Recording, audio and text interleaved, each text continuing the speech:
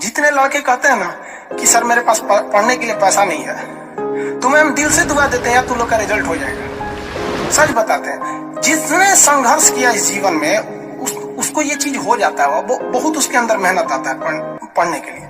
जिसके जीवन में संघर्ष नहीं है कभी आगे ही नहीं जा सकता, कभी आगे नहीं जाएगा जो संघर्ष नहीं किया। आपको लगता है खान सर यहाँ आ गए, भाई आप कभी देखे होंगे ना, हम कुछ सारे गुरुद्वारा जो होता है ना, गुरुद्वारा उसमें जाके खाना खाए हम।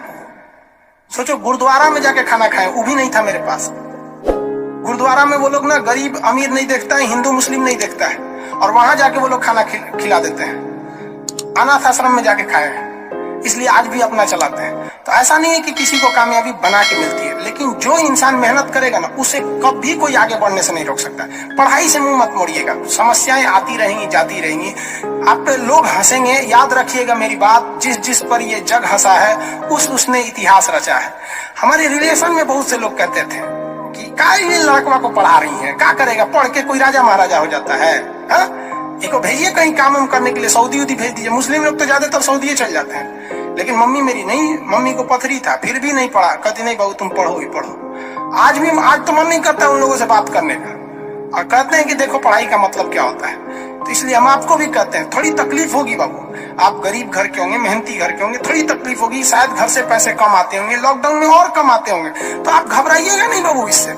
लॉकडाउन में यदि आपको तकलीफ बढ़ी है तो आप मेरी बात मानिए, आप खुश हो जाइए, बहुत ज्यादा खुश।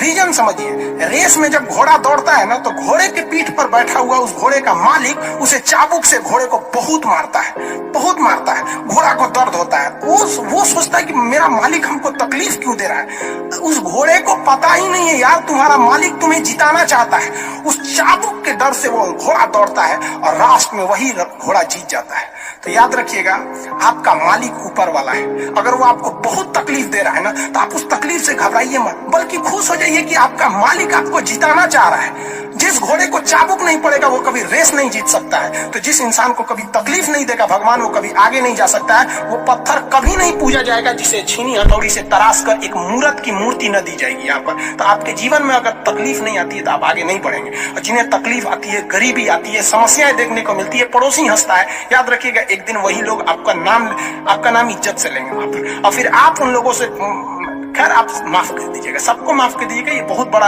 अपने आप में बल है। सबसे बड़ा बल नाभिकीय बल होता है, सबसे बड़ा बल, और सबसे कमजोर बल गुरुत्वीय बल होता है। लेकिन हमारे हिसाब से सबसे बड़ा बल होता है कि जब आप गुनाह न किए हो और आपको सजा दिया जा रहा हो और फिर आप उसे माफ कर दें। कोई आपसे बिना वजह खफा हो जाए और आप उसे माफ कर दें, ये भाई साहब दुनिया का सबसे बड़ा बल है। ये सबके पास नहीं होता है।